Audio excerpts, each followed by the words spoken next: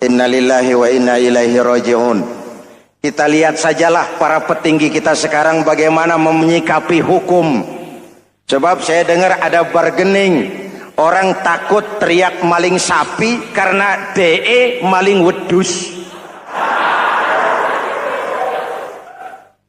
Tidak berani teriak ada maling sapi karena dia maling kambing. Yang lain maling ayam, dikumpulin ternyata maling semua.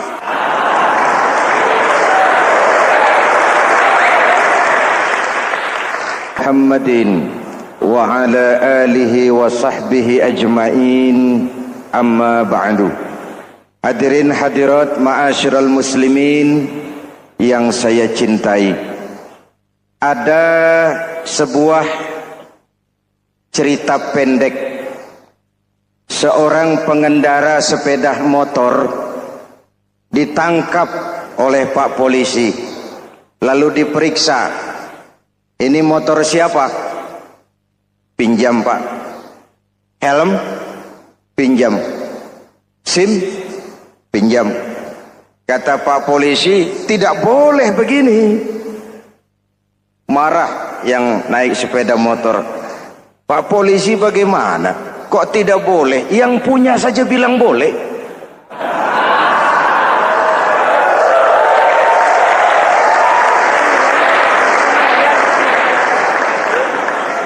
Cerita ini memberikan gambaran bagaimana masyarakat kita sekarang cenderung memboleh-bolehkan diri sendiri, melahirkan permissive society.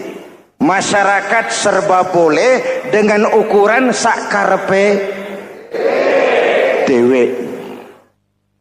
Itu sebabnya agama diturunkan. Dalam contoh yang indah, Rasul memberikan gambaran bahwa Islam ini bagaikan sebuah bangunan yang komponen pokoknya 5. Bunyal Islamu ala khamsin.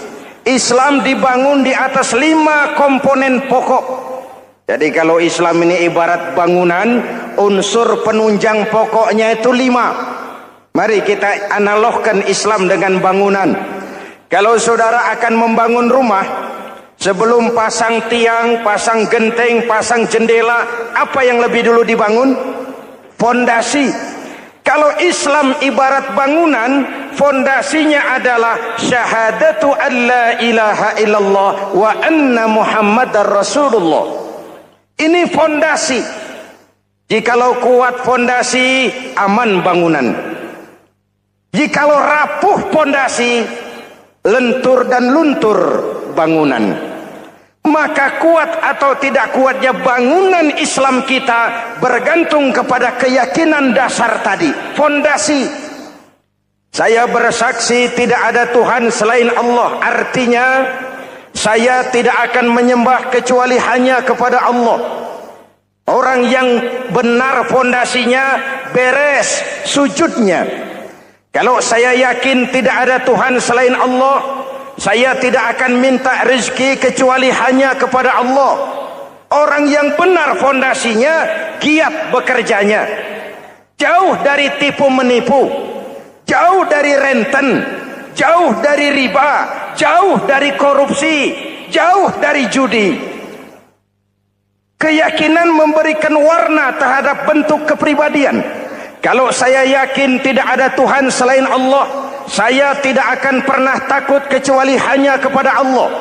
Saya tidak akan melarikan persoalan kecuali hanya kepada Allah. Saya tidak akan menggantungkan hidup kecuali hanya kepada Allah. Saya tidak akan minta tolong kecuali hanya kepada Allah. Meresap ke dalam jiwa. Untuk keyakinan seperti ini, orang-orang tua kita dahulu berlinang air mata, bersimbah darah, bahkan berkorban nyawa, melaksanakan hijrah untuk mempertahankan keyakinan. Ini intan paling mahal dan ini mutiara paling berharga. Zaman boleh berubah, tapi pondasi tidak boleh goyah. Masa boleh berganti, tapi pondasi jangan sampai mati.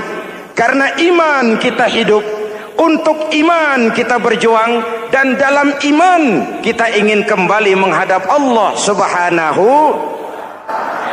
Masih ingat cerita tentang Bilal? Masih? Mengulang kaji saja. Bilal itu budak sahaya. Ketika masuk Islam dipanggil oleh majikannya. Bilal, iya bos. Saya dengar kamu masuk Islam ya? Iya bos. Kok berani-beraninya kamu masuk Islam? Memangnya kamu budak siapa Bilal? Iya budak bos. Bos. Kamu kerja sama siapa? Sama bos. Bos. Yang gaji kamu siapa? Ya bos. Nah, kamu kan ngerti Bilal. Kamu budak saya, kamu kerja dengan saya, yang gaji kamu saya, yang beri makan saya. Kenapa? Kok beraninya masuk Islam padahal kamu belum saya kasih izin? Bos, bos boleh beli badan saya, tapi jangan mimpi bisa membeli jiwa saya. Tuhan boleh kuasai badan saya, tapi jangan mimpi bisa menguasai keyakinan saya. Saya memang benar Tuhan yang gaji, tapi kan saya digaji, saya kerja. Kerja itu kewajiban saya, gaji itu hak saya. Soal keyakinan, jangan ikut campur bos. Kurang ajar kamu Bilal. Biarin. Bilal, begini saja. Kalau kau mau meninggalkan keyakinanmu, meninggalkan Allah Tuhanmu, kau akan kami merdekakan. Tapi kalau kau tetap dalam keyakinanmu, kamu akan saya siksa sampai mati. Bagaimana? Jangan mimpi bos. Lebih baik mati berkalang tanah daripada hidup bercermin bangkai. Biar saya gugur membela keyakinan daripada hidup jadi penjilat menjual akidah. Itu prinsip.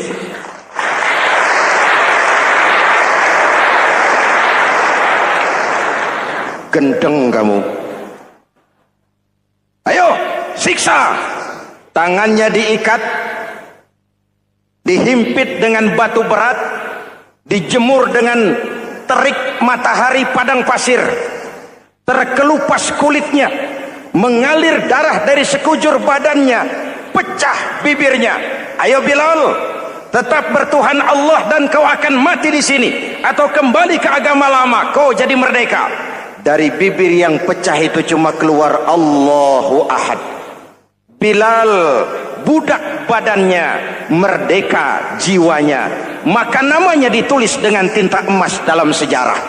Kita zaman sekarang merdeka badan kita, tapi sering budak mental dan jiwa kita, maka sejarah tidak pernah mau mencatat kita.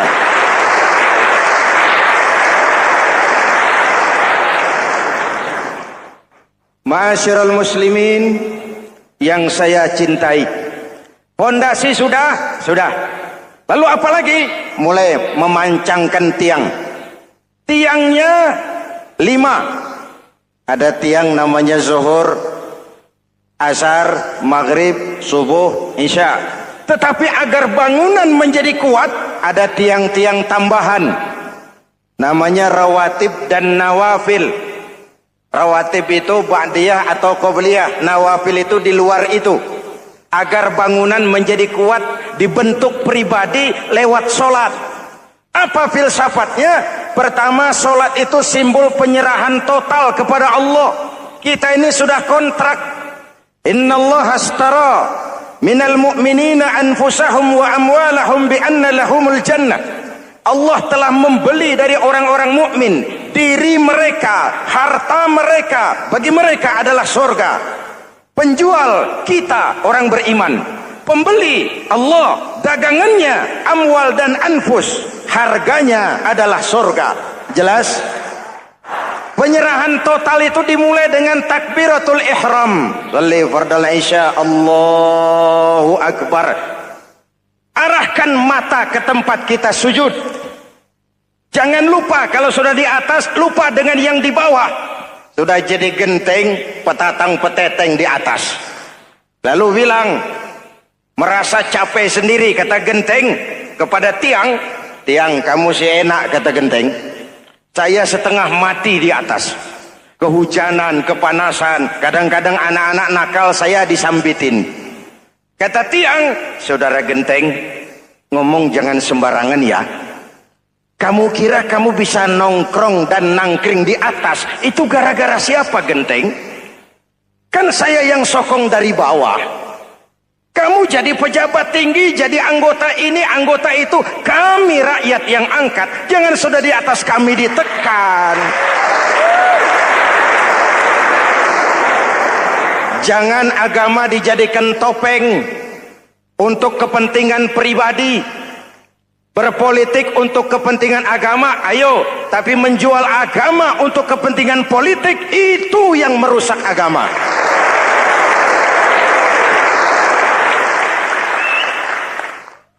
Ini kan kita lagi prihatin sedang meluncur kasus Bulog Gate 2. Innalillahi wa inna ilaihi raji'un. Kita lihat sajalah para petinggi kita sekarang bagaimana menyikapi hukum. Sebab saya dengar ada bargaining, orang takut teriak maling sapi karena DE maling wedus. Tidak berani teriak ada maling sapi karena dia maling kambing. Yang lain maling ayam, dikumpulin ternyata maling semua.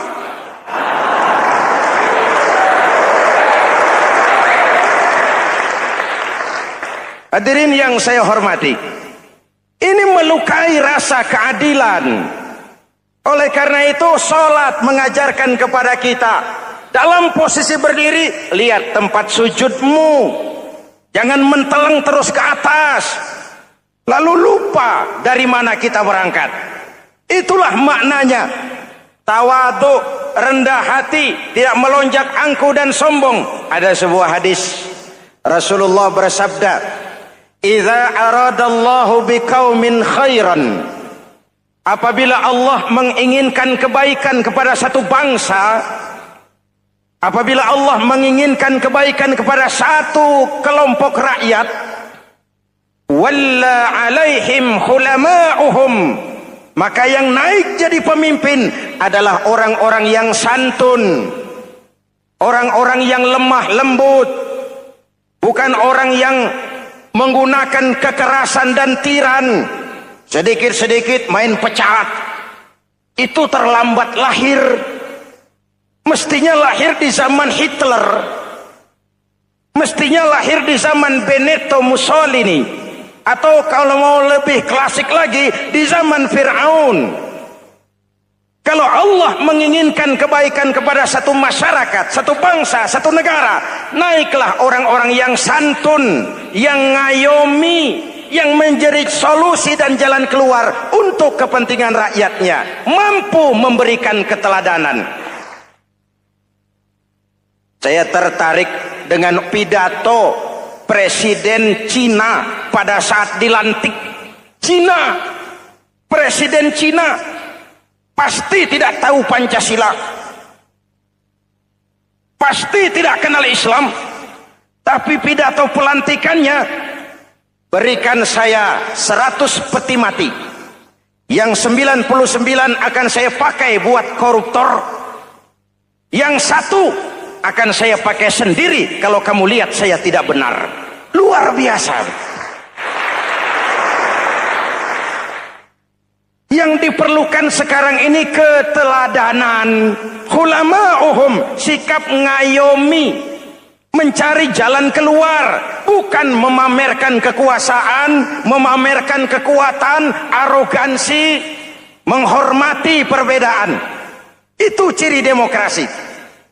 Lalu waqadha bainahum ulama'uhum, yang memutuskan hukum adalah pakarnya, ulamanya, mengambil keputusan secara profesional sehingga rakyat beroleh apa yang namanya kepastian hukum, merasa hidup terlindungi, aman dan nyaman. Lalu yang ketiga, wa ja'alal mala fi askhiyaihim, peredaran harta pergerakan ekonomi berada di tangan orang-orang yang pemurah, yang tidak mau kaya sendiri, tidak mau senyum di atas penderitaan orang lain, menari di atas bangkai saudaranya. Hadirin yang saya hormati, ini cirinya. Tapi sebaliknya kata Nabi, wa idza aradallahu biqaumin syarran, apabila Allah menghendaki kejelekan, keburukan bagi satu bangsa, walla alaihim sufahauhum, yang naik jadi pemimpin orang-orang durjana, orang-orang kurang ajar, tapi dipoles dengan topeng yang bagus. Ini musim topeng. Musim apa? Topeng. Topeng itu apa perlunya? Menyembunyikan wajah asli. Sekarang ini Dracula berwajah Arjuna. Ini musim topeng. Kita rakyat harus hati-hati dan punya filter, mampu memilah dan memilih. Walla alaihim sufahauhum wa qada bainahum juhaluhum, yang memutuskan hukum, yang mengambil keputusan orang-orang bodoh. Wa ja'alal mala fi bukhalaihim, peredaran harta, peredaran ekonomi jatuh di tangan orang-orang yang bakhil, yang tidak punya konsep menciptakan kemakmuran yang merata bagi seluruh rakyat Indonesia.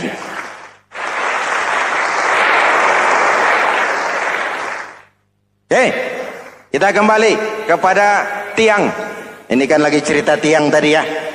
Kalau sedang berdiri, lihat tempat sujud, jangan menteleng terus ke atas.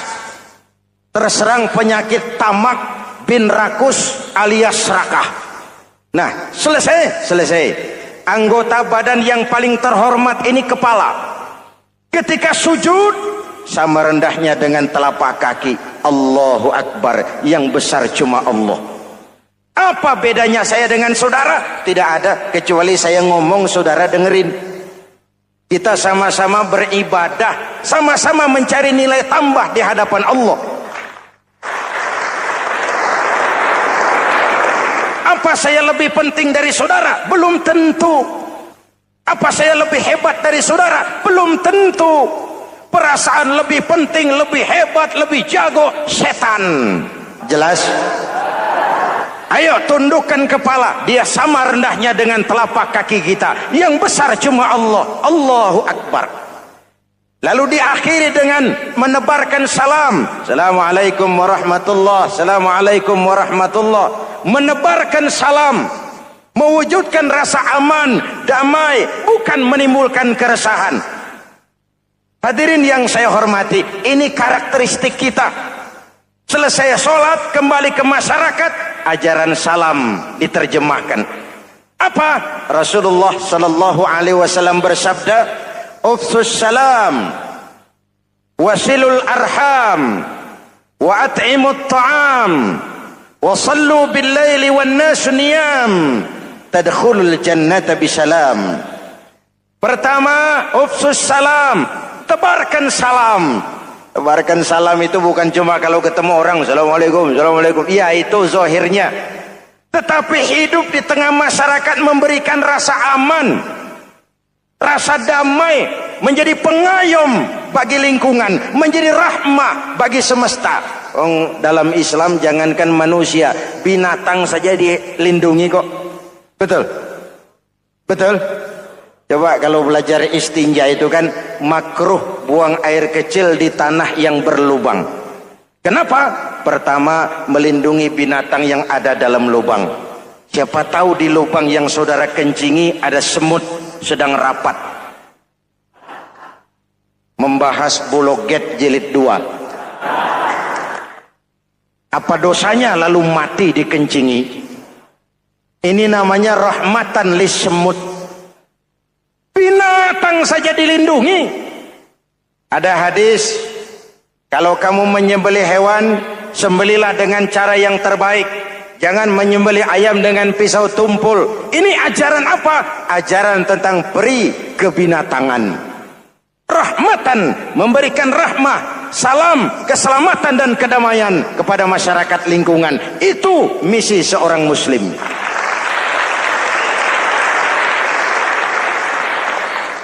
Hadirin hadirat ma'asyiral muslimin yang saya cintai, saya kembali kepada pesan Nabi tadi itu. Pertama, ufsus salam, sebarkan salam. Sekarang ini kan yang banyak sebarkan isu, sebarkan fitnah, hancurkan nama baik orang, hantam orang di mana-mana. Padahal yang diajarkan ufsus salam, sebarkan perdamaian, bukan permusuhan. Cari kebenaran, bukan kemenangan. Lalu yang kedua, wasilul arham, sambungkan silaturahmi, tegakkan semangat kekeluargaan dan persaudaraan. Karena kita sudah diikat dengan tali akidah. Mari kita saling bertanya setelah lewat hari-hari yang dimana kita seperti saling berhadapan, seperti tercabut dari akar budaya kita sebagai bangsa. Semangat gotong royong, semangat kekeluargaan makin lentur dan luntur, dan perlu kita angkat kembali ke permukaan. Silul arham, sambungkan semangat silaturahmi. Wa at'imut ta'am, berikan makan orang-orang yang kelaparan, mempunyai kepekaan dan kepedulian. Jangan menari di atas penderitaan orang, jangan tersenyum di atas isak tangis tetangga. At'imut ta'am, mempunyai kepedulian yang tinggi. Wa sallu bil laili wan nasu niyam, bangunlah di keheningan malam ketika orang sedang tidur. Istilah saya, kalau mau telepon Allah, jangan lupa nomor teleponnya, 44342. Jumlahnya 17. Zuhur, asar, maghrib, isya, subuh, 44342. Jangan ragu-ragu, kalau angka cukup, telepon sambung. Kalau angka kurang, hati-hati salah sambung. Pak, mau sambung yang lebih cepat bagaimana? Bisa, selain nomor itu, coba pakai sambungan langsung jarak jauh. Namanya SLJJ. Kapan? Tengah malam. Kenapa tengah malam? Lebih murah. Lebih murah. Saluran kosong, telepon jarang yang pakai, orang banyak tidur. Wa minal laili fatahajjad bihi nafilatan lak asa ayyab'atsaka rabbuka maqaman mahmuda. Nun di keheningan malam, bangun. Seperti bapak-bapak, ibu-ibu sering bangun tengah malam ya Bu? Ya. Ngapain? Kalau bangun tengah malamnya sih saya percaya, cuma urusannya apa? Kira bangun tengah malam mau tahajud, malaikat sudah mau nulis, cuma buang air kecil, tidur lagi. Hampir salah tulis saya.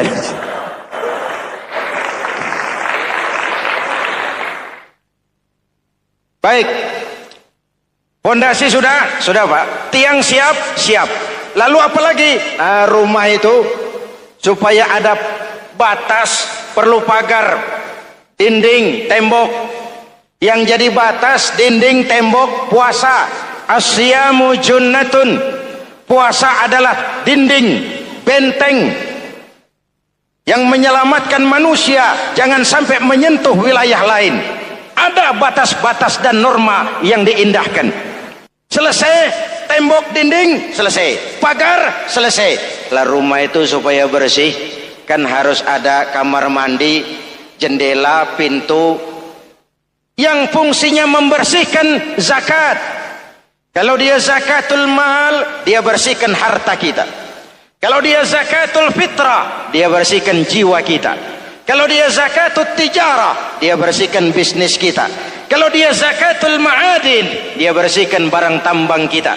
Karena itu dalam kitab-kitab fikih dikatakan zakat itu adalah harta yang tu'khazu min aghniyaihim wa turaddu ila fuqaraihim.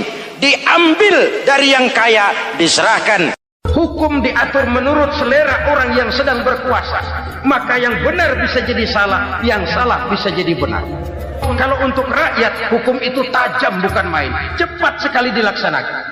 Tapi giliran menengah ke atas yang gedean dikit berbuat salah, hukum tompul. Tapi ada orang-orang tertentu yang agunannya palsu, jaminannya palsu, bawa kata belece, bukan cuma miliaran, triliunan kredit bisa keluar. Terluka rasa keadilan, hilangnya kesempatan. Rakyat cuma dapat kesempitan, jarang dapat kesempatan.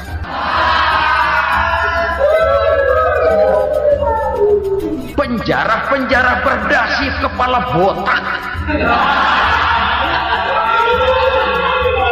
yang menguras uang rakyat habis-habisan, enak saja melenggang dalam kehidupan ini. Makin terluka rasa keadilan rakyat. Wa ma hakamu bighairi ma anzalallah illa fasha fihimul faqru. Kalau hukum yang diterapkan sudah menyimpang dari keadilan yang diajarkan Allah, bertebaranlah kemiskinan di mana-mana. Assalamualaikum warahmatullahi wabarakatuh. Waalaikumsalam warahmatullahi wabarakatuh. Bismillahirrahmanirrahim. Alhamdulillahi rabbil alamin. Wassalatu wassalamu ala asyrafil anbiya'i wal mursalin, Sayyidina wa maulana Muhammadin wa ala alihi wa sahbihi ajma'in, amma ba'du. Saudara-saudara kaum muslimin rahimakumullah, sebagai bangsa kita tengah menghadapi berbagai bencana, baik di bidang ekonomi maupun di bidang politik. Adalah potret kehidupan sehari-hari.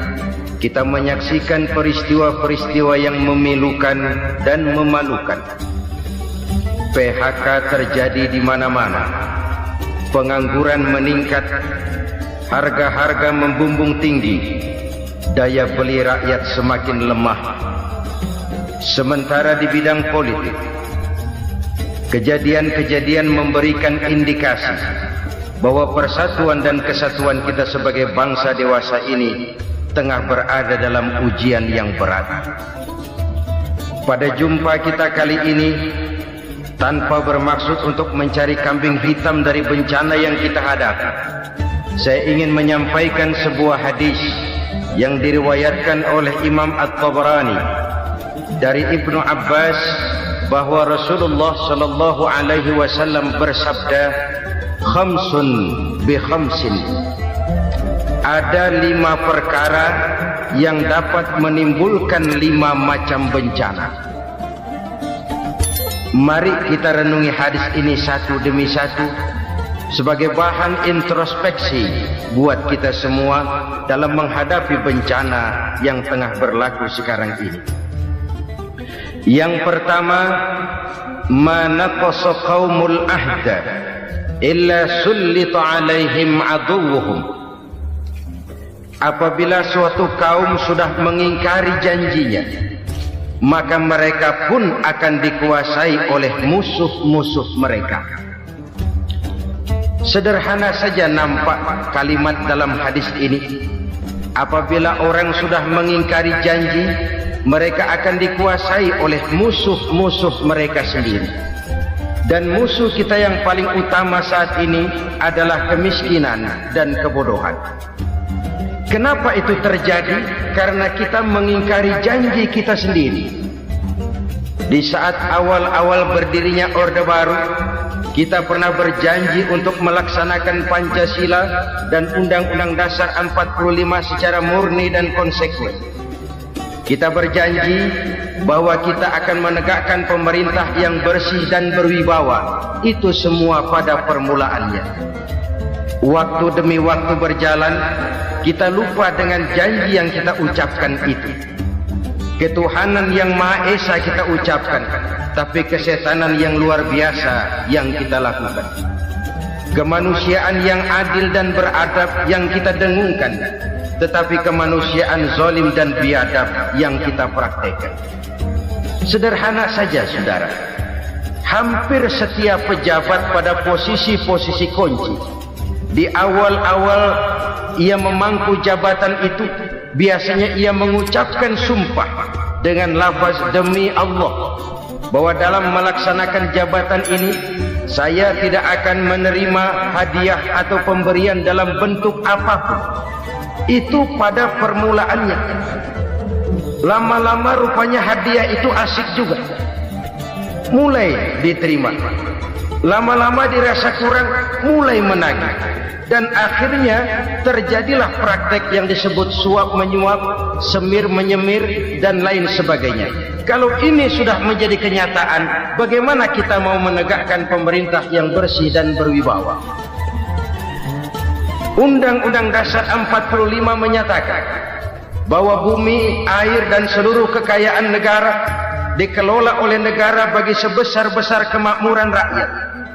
Yang terjadi adalah bahwa kita merasa mewakili rakyat untuk menikmati harta dan kekayaan negara, sehingga rakyat banyak tidak bisa ikut menikmatinya. Menumpuklah harta itu sehingga terjadilah pepatah, gunung ditimbun, sumur digali. Yang kaya semakin kaya, yang miskin semakin terpuruk. Kita ingkar dengan janji yang kita ucapkan di awal-awal kita bergerak. Kita ingkar dengan janji pada saat kita mengatakannya dengan menyebut nama Allah, dengan mempertaruhkan nama Tuhan, sehingga pada akhirnya jabatan pun mengalami tender. Sudah menjadi rahasia umum, orang mau jadi lurah mesti mengeluarkan uang, mau jadi camat mesti mengeluarkan uang, mau jadi wali kota, bupati, bahkan gubernur, itu ada pasarannya. Secara logika, kalau orang memperoleh satu jabatan karena banyak mengeluarkan uang, tentu pada saat ia mengeluarkan uang, ia sudah punya pemikiran, modal pasti pulang, modal pasti kembali. Kalau orang memperoleh suatu jabatan karena banyak mengeluarkan uang, maka langkah pertama yang dia lakukan setelah memangku jabatan itu ialah bagaimana uang bisa kembali, bagaimana modal bisa pulang. Kalau modal sudah pulang, pikiran berikutnya bagaimana supaya dapat untung. Lalu kapan mau bekerja untuk kepentingan rakyat? Itu nomor 18.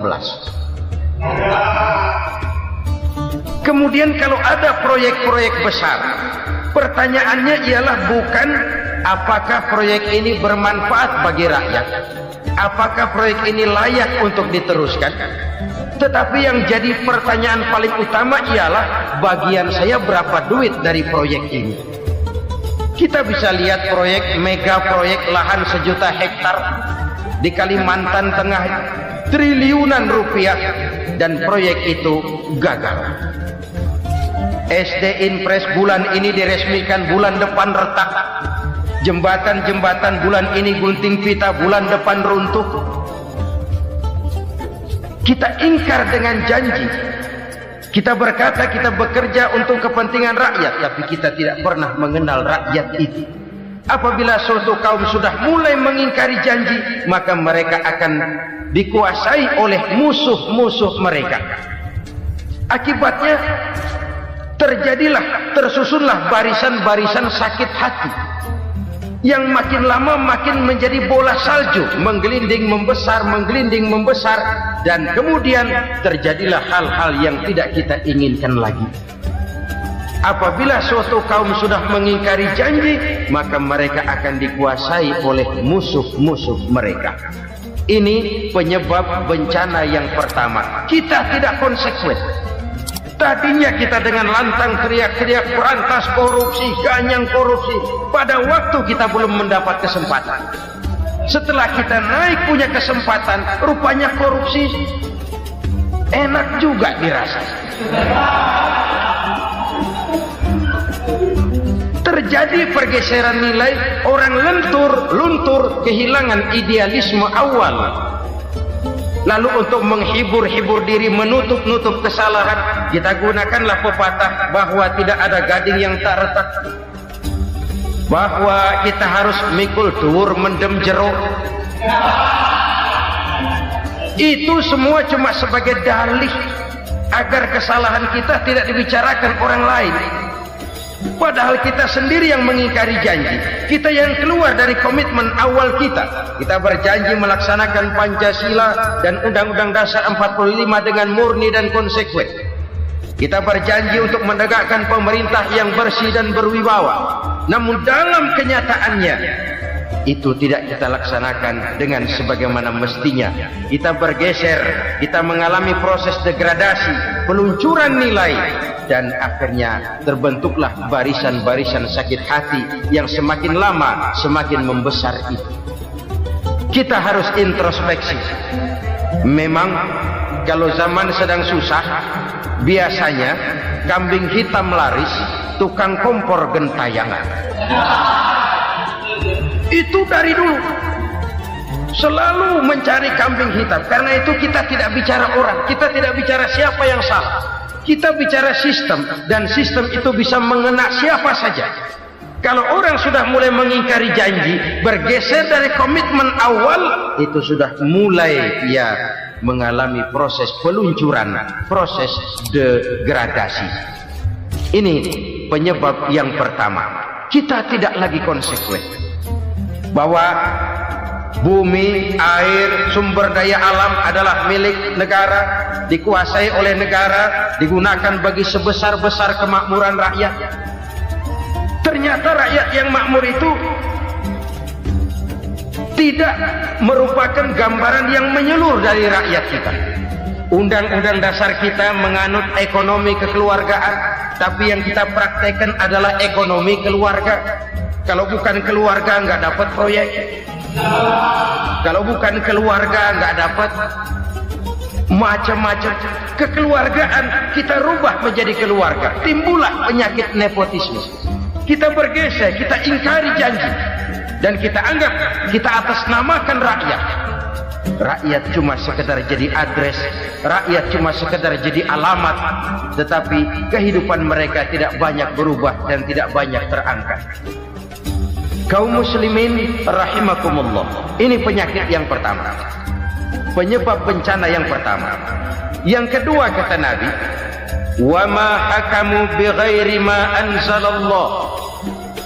Apabila hukum yang diterapkan sudah tidak lagi bersumber dari hukum Allah, illa fasya fihimul faqr, maka akan bertebaranlah kemiskinan di mana-mana.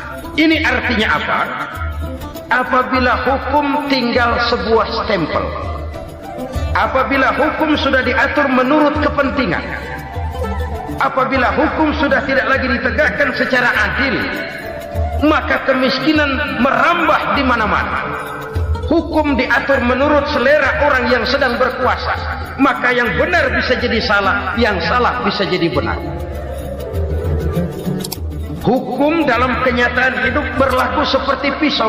Pisau itu kan saudara lihat, yang namanya pisau dimanapun itu tajamnya ke bawah, ke atas tumpul. Kalau hukum itu kalau untuk rakyat, hukum itu tajam bukan main, cepat sekali dilaksanakan. Tapi giliran menengah ke atas, yang gedean dikit berbuat salah, hukum tumpul. Hukum pura-pura tidak dengar. Akibatnya terluka rasa keadilan rakyat. Satu kasus rakyat diam, dua kasus rakyat diam, tiga kasus rakyat diam. Kasus terakumulasi di hati rakyat. Luka rasa keadilan, dan itu menjadi sumber bencana. Penjarahan, kita tidak setuju itu. Tapi kita harus melihat kausalnya. Itu kan tidak berdiri sendiri. Itu kan karena terlukanya rasa keadilan rakyat. Melihat kesempatan ini tidak merata. Kalau rakyat ini yang ngajukan kredit ke bank, walaupun jumlahnya cuma jutaan, ratusan ribu, susahnya 17 setan. Tapi ada orang-orang tertentu yang agunannya palsu, jaminannya palsu. Bawa kata belece, bukan cuma miliaran, triliunan kredit bisa keluar. Terluka rasa keadilan. hilangnya kesempatan. Rakyat cuma dapat kesempitan, jarang dapat kesempatan. Dari lukanya rasa keadilan ini, memang ya entah lipstick, entah basa-basi, dibentuklah tim ini, dibentuklah badan pengawas ini, dibentuklah tim ini. Kalau membentur tahu, hancur tahu. Tapi kalau tim yang dibentuk membentur karang, bukan karangnya yang hancur biasanya, timnya yang bubar. Kenapa? Yang dibentur batu karang yang sangat keras. Kita main-main dengan hukum, kita tidak konsekuen dengan hukum. Luka rasa keadilan, dan itu terakumulasi. Edi Tamsil, rakyat tahu, terakumulasi, menguap begitu saja. Kasus-kasus lain rakyat tahu, menguap begitu saja. Ketidakadilan terakumulasi, mengendap di hati rakyat, menunggu ledakan. Pada saat sumbu meledak, rakyat tidak bisa dibendung lagi. Oke, kita tidak setuju dengan penjarahan, tapi jangan melihat itu sebagai peristiwa yang berdiri sendiri. Kenapa itu terjadi? Kausalnya kenapa? Oke, kita tidak setuju memang, tapi yang dijarah oleh rakyat kan memang cuma untuk perut. Yang dijarahkan beras, yang dijarahkan televisi, yang dijarahkan kulkas yang masih bisa dihitung, yang memang real untuk kebutuhan rakyat. Penjara-penjara berdasi kepala botak yang menguras uang rakyat habis-habisan, enak saja melenggang dalam kehidupan ini. Makin terluka rasa keadilan rakyat. Apabila hukum yang diterapkan sudah menyimpang dari keadilan yang diajarkan Allah, fasyafihimul fakru, bertebaranlah kemiskinan. Aneh, memalukan, memilukan. Sebuah negara agraris yang katanya pulaunya hijau royo-royo, Gemah Ripalah Jenawi Toto Tentem Kertora Harjo, yang tahun 93 pernah mendapat penghargaan dari FAO, Badan Pangan Sedunia, sebagai negara yang berhasil dalam swasembada pangan. Sekarang ini kita terpaksa betul beli beras dari Vietnam, beli beras ke Kamboja, beli kedelai dari Kamboja. Kenapa? Lahan sawah kita habis ditanami pabrik. Teknologi kita, teknologi loncatan yang non-applied, tidak terpakai oleh kita. Lantas lahan yang tidak bisa kita tanami, kita paksakan lahan-lahan gambut menjadi tanah pertanian yang subur dengan biaya triliunan, dan kita gagal. Kita cari jarum dan kapak hilang. Kita mau jadi negara industri dengan loncatan teknologi yang maju, kita lupakan pola pijak kita sebagai negara agraris, dan akhirnya kita kecolongan. Lihatlah dewasa ini, rakyat kita antri sembako di mana-mana. Di sebuah negara agraris, ketidakadilan melahirkan kemiskinan, kemiskinan moral dan kemiskinan material. Kemiskinan moral, rakyat nggak percaya lagi sama pejabat. Rakyat mengalami krisis figur. Orang ala lu ngomong dah ember.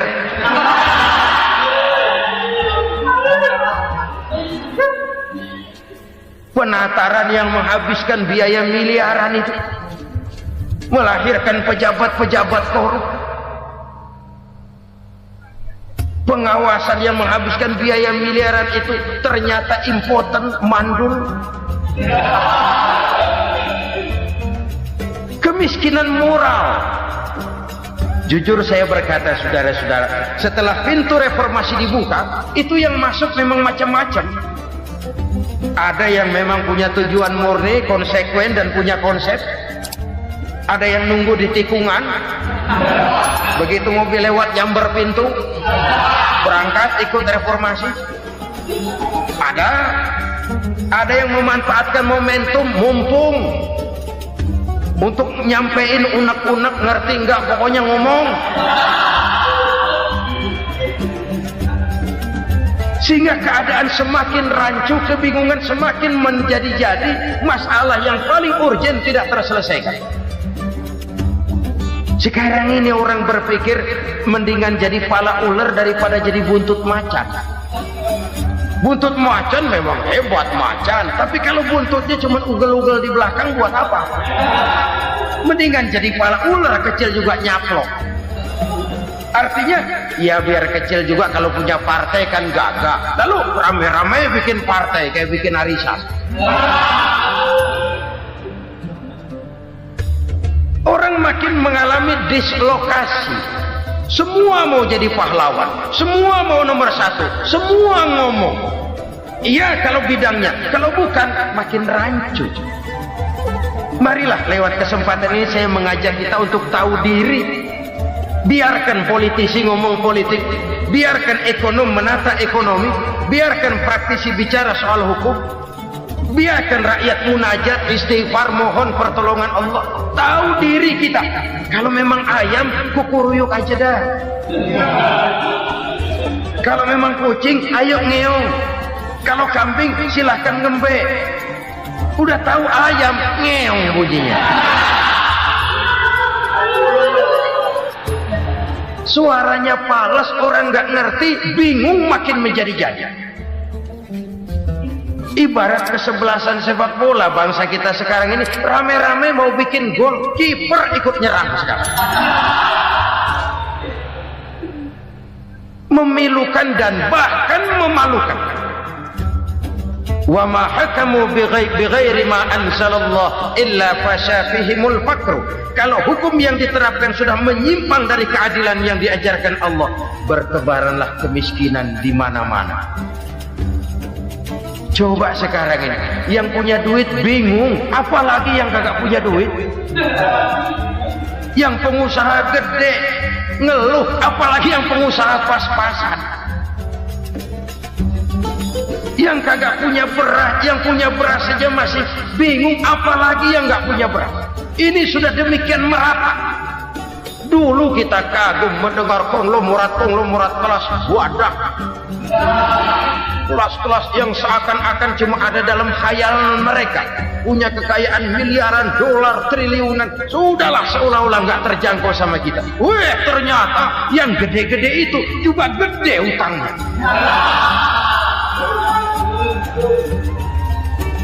Dan rontok satu demi satu. Ternyata rakyat selama ini cuma dialamatkan, cuma dijadikan address. Rakyat yang tidak banyak ngerti persoalan ini harus menanggung hidup ini begini berat, harus menanggung beban hidup ini begini tinggi, daya beli semakin lemah, semakin terpuruk dan terpuruk, sedang keadaan belum juga banyak berubah. Yang hutang sama luar negeri itu kan bukan rakyat kecil, Ciano. Yang banyak nyimpen dolar juga kan Ciano. Rakyat kecil bocah kampung mah jangankan nyimpen dolar, ngelihat juga tumben. Kemana kita mesti bercermin? Sekali lagi saya mengatakan maaf, kita tidak bermaksud mencari kambing hitam. Karena itu kita tidak bicara orang, kita bicara sistem, kita bicara keadaan. Beginilah yang dikatakan Nabi, penyebab timbulnya bencana, hukum yang ditegakkan tidak lagi berorientasi kepada keadilan, tapi berorientasi kepada kepentingan. Akhirnya bentuk hukum seperti pisau, tajam ke bawah, tumpul ke atas. Hukum cuma buat rakyat kecil, tetapi kelompok menengah ke atas kadang-kadang kebal dari perlakuan hukum. Maka bertebaranlah kemiskinan. Iya, kemiskinan moral berupa lukanya rasa keadilan. Kalau rasa keadilan terluka, orang kan nunggu kesempatan, saudara. Iya, dia nggak bisa ngomong, iya dia nggak sanggup action, iya dia nggak bisa tunjuk rasa, tapi hatinya kan kapan ada kesempatan, kapan ada waktu, tunggu. Hatinya mesti begitu. Sehingga begitu ada kesempatan, terjadilah hal-hal yang tidak terhindarkan. Dan itu ekses, bukan reformasi. Jangan seperti sebuah dialog saya dengan seorang abang beca. Saya bertanya, bang, ya, abang tahu nggak reformasi? Tahu. Ustaz, apa? Pembakaran. Terus penjarahan, lalu perkosaan. Itu referensi, itu yang saya lihat. Itu yang dia lihat. Saya tentu tidak menyalahkan abang beca kita, karena memang itu yang dia lihat dan sejauh itu wawasannya. Tapi ini indikasi bahwa banyak rakyat kita yang belum bisa menggunakan kebebasan secara bertanggung jawab. Padahal kebebasan tanpa tanggung jawab tirani. Sebuah contoh gampang-gampangan. Saya beli radio, saya setel di kamar saya, lalu saya bilang, ini radio gue. Yang beli gue, pakai duit gue setel di kamar gue, sekeras-kerasnya, gak ada urusan sama orang lain. Itu kata saya. Tetapi tetangga saya sebelah rumah kan boleh juga ngomong begitu. Kata tetangga saya, ini mata gue, yang ngantuk gue tidur di kamar gue, kenapa suara radio lu nyampe kemari? Artinya apa ini? Kebebasan saya nyetel radio dibatasi oleh kebebasan tetangga saya yang mau tidur.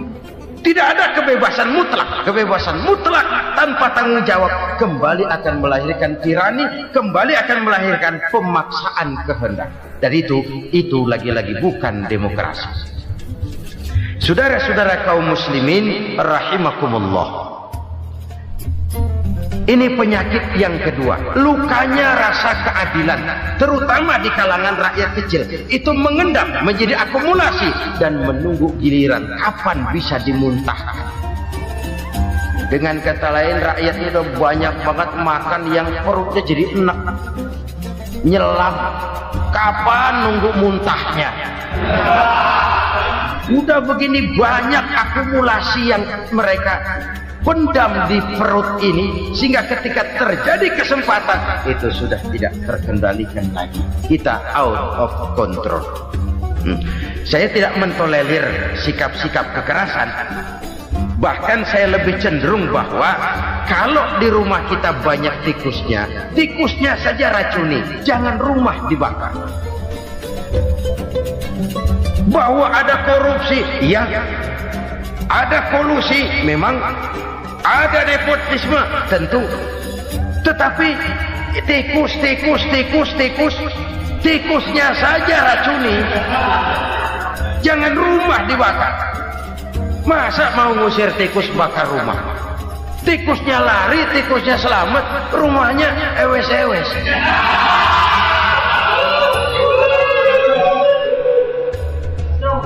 Tikus selamat, rumah nggak punya, masalah nggak terselesaikan dengan sebagaimana yang kita harap. Kita sepakat ini negara hukum, dan di hadapan hukum semua manusia itu sama. Itu prinsip yang diajarkan Allah. Al-musawat bainan nas fi takalifil ahkam. Semua manusia sama dalam berhadapan dengan hukum Allah Subhanahu wa taala. Kalau hukum sudah pandang bulu, itu jelas yang enak yang banyak bulunya. Siapa yang banyak bulunya? Monyet. Kalau hukum pandang bulu, monyet keenakan. Saudara-saudara kaum muslimin rahimakumullah, introspeksi. Mari kita bercermin bagaimana perjalanan hukum selama ini. Kalau introspeksi ini kita temukan, lalu ada upaya untuk memperbaiki diri. Jangan menggunakan tak ada gading yang tak retak, mikul duwur mendem jero untuk menutup-nutupi kesalahan orang. Padahal kesalahan itu sedemikian besar. Padahal rakyat kita tiap hari antri sembako. Ada yang sehari sekali makan, ada yang makan sudah bercampur tiwul, ada yang nasi sudah dicampur pisang, balik jadi orok lagi. Macam-macam upaya rakyat untuk menangsal perut ini. Lalu rakyat ditenang-tenangkan, lebih baik puasa Senin Kemis sambil menghadapi krisis ekonomi. Kenapa rakyat yang disuruh puasa? Kenapa bukan pejabatnya yang puasa lebih dulu untuk kemakmuran rakyat? Kalau rakyat yang memang perutnya udah gepeng disuruh puasa, makin krempeng perut. Artinya pejabat harus punya sense of politics. Ya, tidak ada. Puasa itu kan tidak cuma Senin Kemis saja. Puasa itu puasa perasaan, puasa menghargai perasaan yang sedang kondisi yang sedang dihadapi oleh rakyat. Bagaimana rakyat yang tengah antri sembako melihat pejabatnya lewat dengan mobil yang harganya sampai 1 miliar. Oh, inilah pemimpin saya. Luka lagi rasa keadilannya. Kita tidak tenggang rasa. Puasa dalam artian itu pun akan menolong menegakkan semangat kebersamaan, membentuk semangat kebersamaan. Saudara-saudara kaum muslimin rahimakumullah, penyebab bencana yang ketiga dikatakan oleh baginda Nabi, wala dhaharat fihimul fahishatu illa fasha fihimul maut. Apabila kekejian telah merajalela, maka maut bertebaran di mana-mana. Kita renungi butir kalimat dalam hadis ini. Apabila kekejian telah merajalela, maut bertebaran di mana-mana. Begitu murah arti sebuah kehidupan. Penjarahan untuk hal-hal yang kecil tapi sampai mengorbankan nyawa. Apabila kekejian sudah terjadi di mana-mana, maut pun bertebaran. Maut dalam arti berpisah ruh dengan jasad, tapi juga maut dalam arti orang bisa mati karirnya, orang bisa mati usahanya, orang bisa mati kesempatannya karena perbuatan-perbuatan keji yang selama ini tidak terbendung. Lahirlah teori mafia. Siapa yang kuat dia yang berkuasa, siapa yang lemah dia menjadi mangsa. Proyek-proyek besar yang menang tender itu ya dari itu ke itu saja. Yang pengusaha-pengusaha tidak punya koneksi, tidak bisa bayar komisi, dapat proyek tetelan. Ada dagingnya dikit, namanya juga tetelan. Dagingnya sudah habis disantap oleh meja. Sekian puluh meja dilalui, sekian puluh amplop dikeluarkan. Sehingga yang akhirnya ya tinggal tetelan itu tadi. Maka kualitas pekerjaan pun sudah bukan lagi jadi masalah.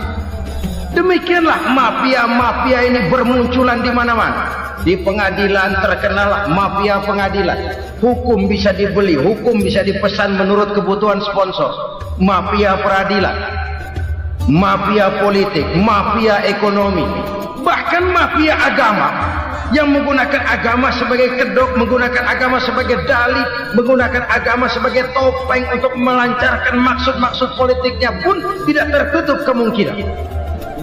Apabila kekejian telah merajalela, maut bertebaran di mana-mana. Korupsi, kolusi, nepotisme itu bagian dari kekejian. Kita selama ini kalau mendengar maksiat, itu yang terbayang cuma judi, mabuk, zina. Ya itu maksiat. Tapi korupsi, kolusi, nepotisme itu juga maksiat dalam bentuk lain. Kalau ini sudah bertebaran, maka maut terjadi di mana-mana. Jangan bayangkan cuma mati orangnya, itu sih kewajiban. Yang menyakitkan itu orangnya masih hidup tapi dibikin mati. Karirnya mati. Kenapa? Karena yang diperlukan bukan cuma orang pinter tapi orang taat. Biar pinter, kalau nggak taat minggir.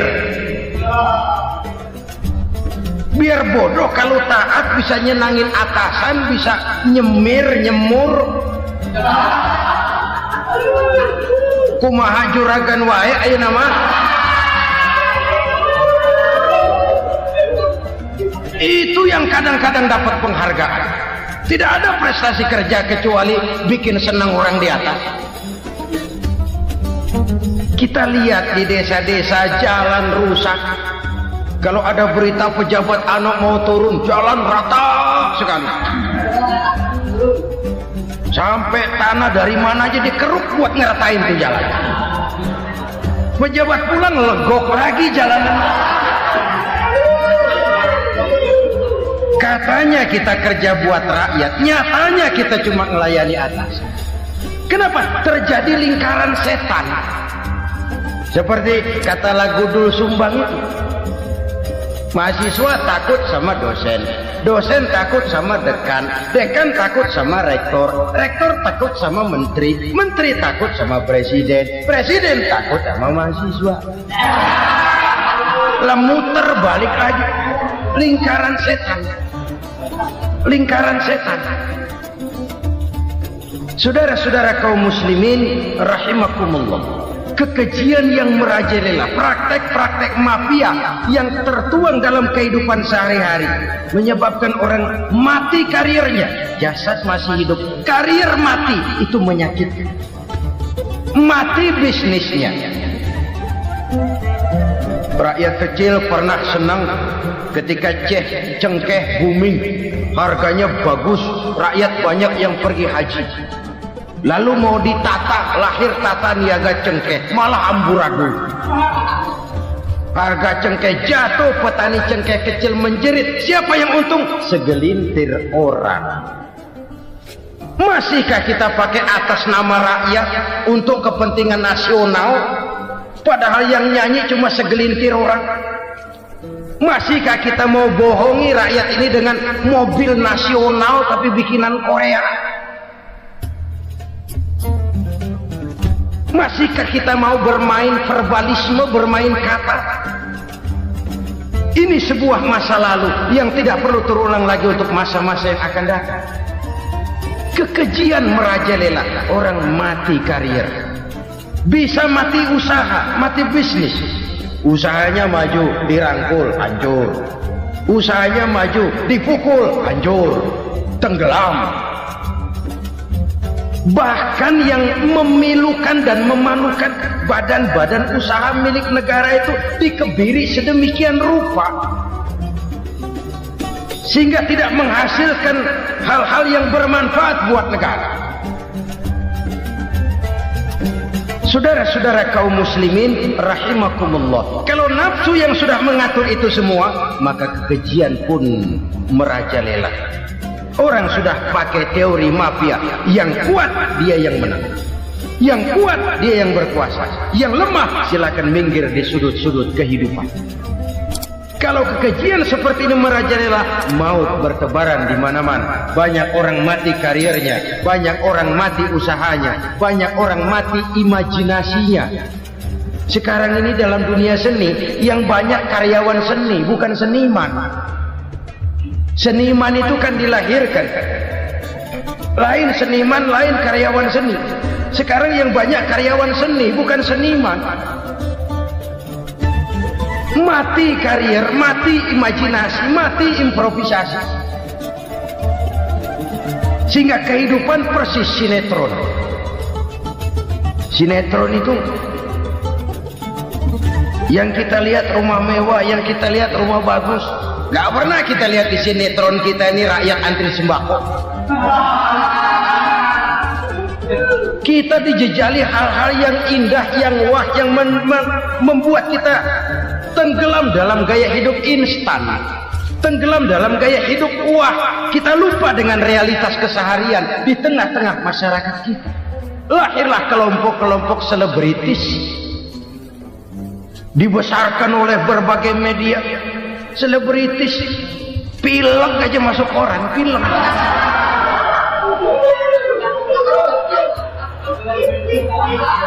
Rakyat yang pingsan antri beras nggak masuk koran. Rakyat yang semaput antri minyak nggak masuk koran. Selebritis panok masuk koran.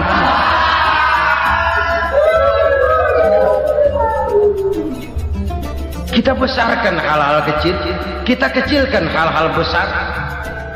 Karena apa? Kita mengejar oplah, kita profit oriented, tidak lagi berorientasi kepada realitas hidup yang kita hadapi ini. Kalau kekejian sudah merajalela, kata Nabi, maka maut bertebaran di mana-mana. Maut dalam artian maut, coba lihat sekarang begitu murah nyawanya. Karena 1000 perak orang mau nusuk bunuh. Karena beras seliter orang khilaf. Begitu murah kehidupan. Tapi kekejian dalam bentuk korupsi, kolusi, nepotisme, kekejian dalam bentuk itu mematikan karier, mematikan bisnis, mematikan imajinasi, mematikan kreativitas. Itu juga maut dalam bentuk lain akibat kekejaman lain. Ini penyebab yang ketiga. Yang keempat, penyebab bencana menurut baginda Rasul, wala tuffiful mikyala illa muni'un nabat. Apabila timbangan sudah dicurangi, maka tercegahlah tumbuh-tumbuhan. Apabila timbangan sudah mulai curang, maka terjadilah musim paceklik. Apabila bisnis sudah bergaya mafia tadi itu, kecurangan-kecurangan terjadi, tender di balik pintu, yang dimenangkan cuma kelompok-kelompok yang bisa memberikan presentasi yang besar, muni'un nabat, terjadilah paceklik. Paceklik, panen gagal, wereng, ya wereng, kemarau panjang, it's okay, air sulit, iya. Tetapi kan semua itu ada yang ngatur. Kemarau ada yang ngatur, belalang itu ada yang ngatur, air itu juga ada yang ngatur. Yang ngatur itu yang serba maha.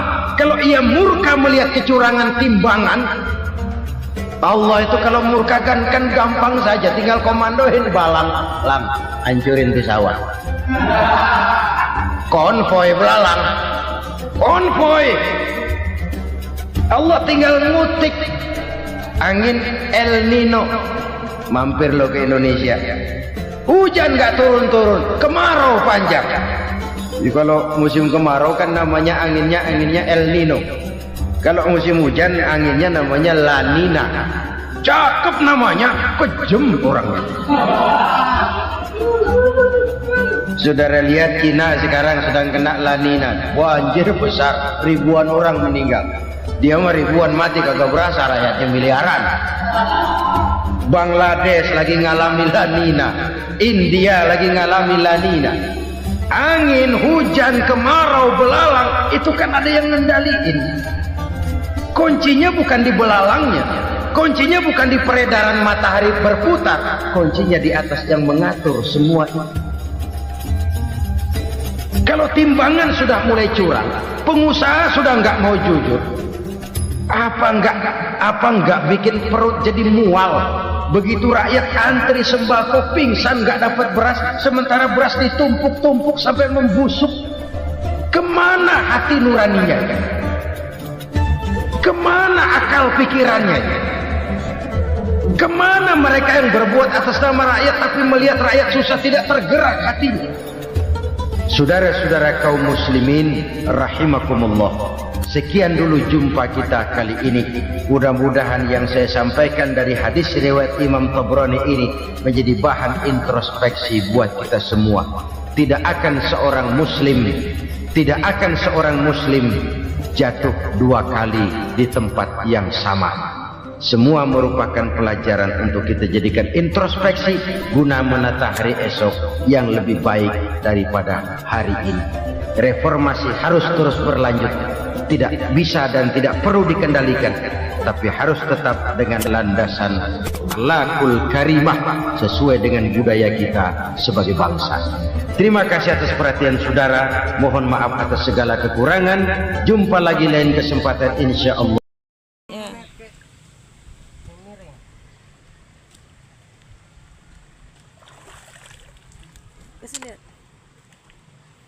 Ini lagi pencarian daging. Penuhin ember kita. Daging tutut. Nek umak, nek mertua mau semua. Turun. Tidorenan tempat Ayu. Ayo sayang, jangan sayang, sana. Si lihat. Dita, jangan kayak itu. Lihat, inilah hasilnya. Kita akan penuhin ember. Ambil. Wih, ambil. Itu sih kok gulai kan. Udah, nak. Dita, lagi-lagi kamu nanti bapak basah semua. Oh, nggak apa-apa, no. Banyak no, kau.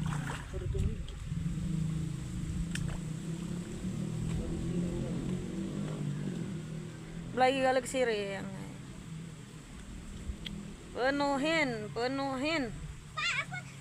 Diam lah, jangan kayak gitu ngomong tuh. Jangan kayak gitu. Deras air. Nah dengar, jangan lagi nyemplungin. Cuma kemarin itu sampai sini berarti kan. Dia udah terti dia di sini. Dia sirengan saja. Jadi karuhan pinggiran sini. Masih segi bisa penuhin 2 ember. Dita kok sekali aja nak denger nak. Suruh pulang kalau nggak dengar. Lihat aja.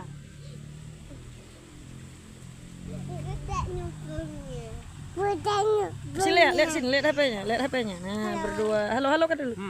Mana? Lihat di zoom, di spill. Oh. Kita penuhi jangan. Nah, kalau lah jatuh, nah ini deras nah dalam. Tuh bapak tuh pendek. Biarin.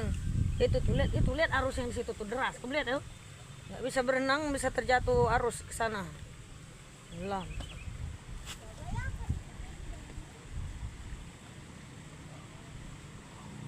Oh, Ina. Woi, hebat. Masya Allah. Penuhin. melekat di batu. Oh, nempel ya dah. Bukan di lumpur lagi ya. Di lumpur pula tuh. Ada. Oh, hebatnya. Loh, karuhan.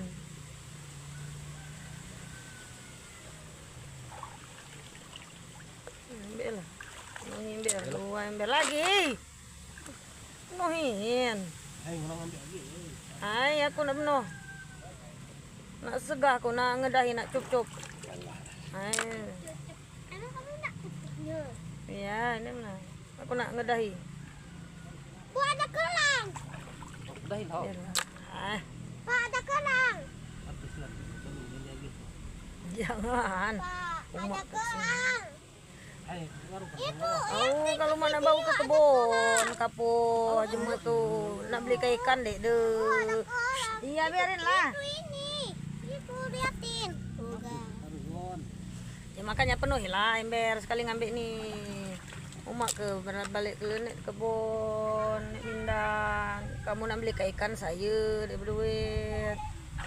Angkut kalatin ni lah keribangan kemat umak. Ayo nak ketemu nang. Iya, yang penting ada nih bawaan di ke gunung. Gulai ke sini banyak. Itu keong masih tuh nasi kok tuh, apa? Buangin. Ya nanti itu.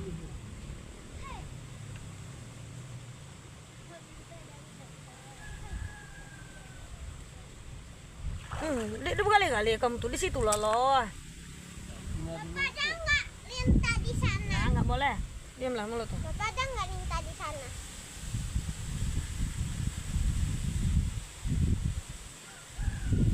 Lagi apa orang ini? Dari emas. Ini enak keong masih kok tuh, ambilin. Iya, ambil. Diamlah, diam. Suka ya bu yang emas. Ya, dekat. Emas emas. Lihat itu ada yang jatuh itu mata duitan. Mana yang jatuh? Itu duit ada yang jatuh mata duitan. Hebat banget sih.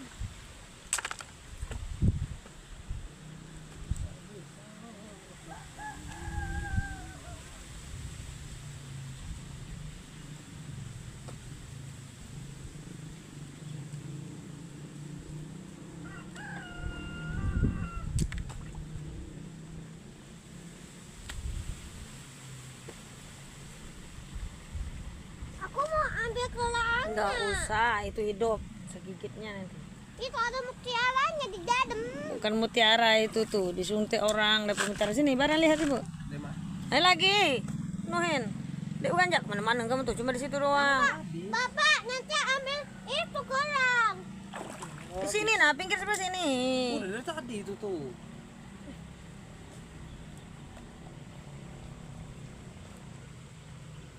Capek bu. Emberan. Ini ada garam. Sebanyak kayak gitu. Ini tutut. Tutut. Dekat mana-mana kamu di sini loh. Tutut ini pak. Tutut. Nangkap. Ngapain nak tanganmu nih nak buang lah buang itu lah jadi bangkai buangin. Tuh lah mengerapung tuh jadi bangkai lah mate. Loh. Pak nanti pak ambilin kerang ya. Kalau ada mutiaranya di dalam.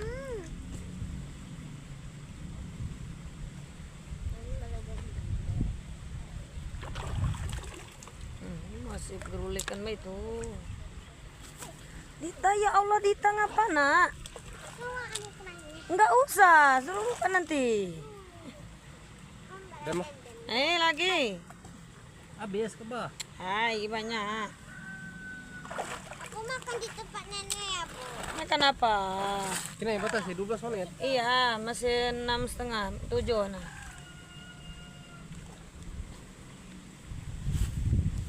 Kena ke Dede. Iya ingin bapak itu ayo Dita halo. halo kolam bibu. Kita mau. Ini yang benggolan ini. Ayo nah udah nah melompat keler kamu. Aku ambil. Udah nanti suruh bapak.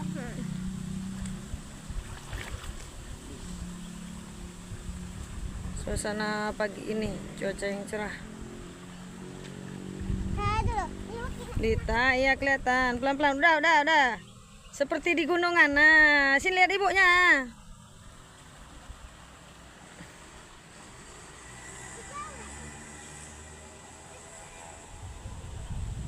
Lah jangan jalan nak.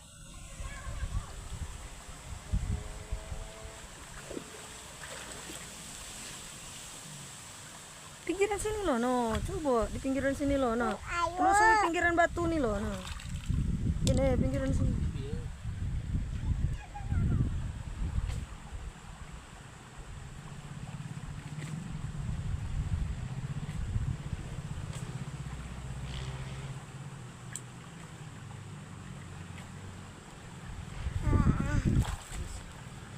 Yuk. Terus ke pinggir ini.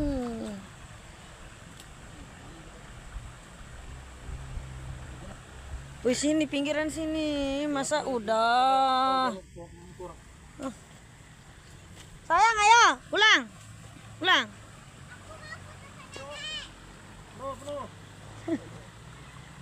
Ibu di situ bu. Koran. Ayo, bekailah ke pucuk ke darat. Ayo. Begalah nak ke pucuk, belum kamu anuin dari ke pucuk. Ambilin. Iya. Ambilin kerang. Ambil kerang tonjok kalau nggak Dita tuh, pusiannya tuh. Basuh. Nah, peganglah sana. Itu hidup, itu ada orangnya itu. Oh iya. Ini kita temukan kerang teman-teman. Ambillah biar aku videoin. Lihat ini, Bo. Itu hidup, itu ada orangnya. Sini. Lihat ke ibu sini berdiri, bangun. Sini liatin sini punya. Itu ada kerang. Biasanya Diam, turun. diam. Ambilin ember tuh, diam. Ya teman-teman. Iya, bisa. Bismillahirrahmanirrahim. Awas. Kita tuh masih banyak. Tahu juga. Iya, taruhlah. Ya, diam. Tuh lengket kamu kan? Diam, jangan terlalu dekat. Masih bersembunyi dia itu. Takut kita mau diambil. Iya.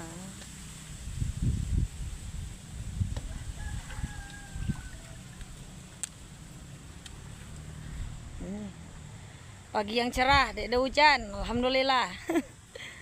Lah mulai kemarau. Iya, tapi mendung di atas langit. Udah ada matahari, tapi udah ada gelap juga. Ya Allah, malam saja nak hujan ya Allah. Siang kerja dulu. Mau kebon. Terus ke pucuk. Nah, itu nah pinggiran tuh. Itu. Bawa, jangan tumpah sini. Bawa. Kurang ambilin lagi ya. Iya.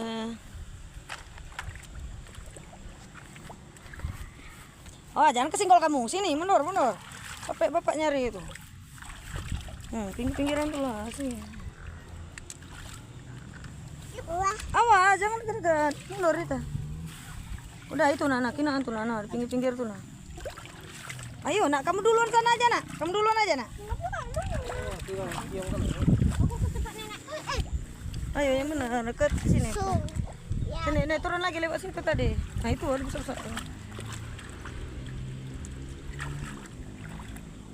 Ayo.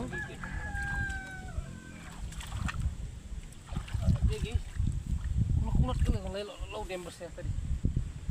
Nah, kena basuh. Udah balik lagi. Lagi berapa menit? 11.20, lama dikit lagi. Kasih lihat 11.20. Nah, ini.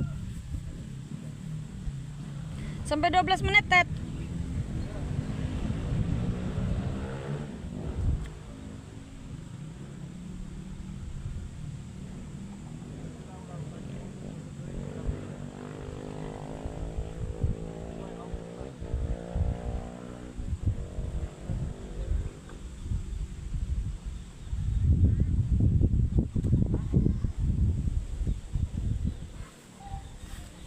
Alhamdulillah keongnya sudah dapat kita.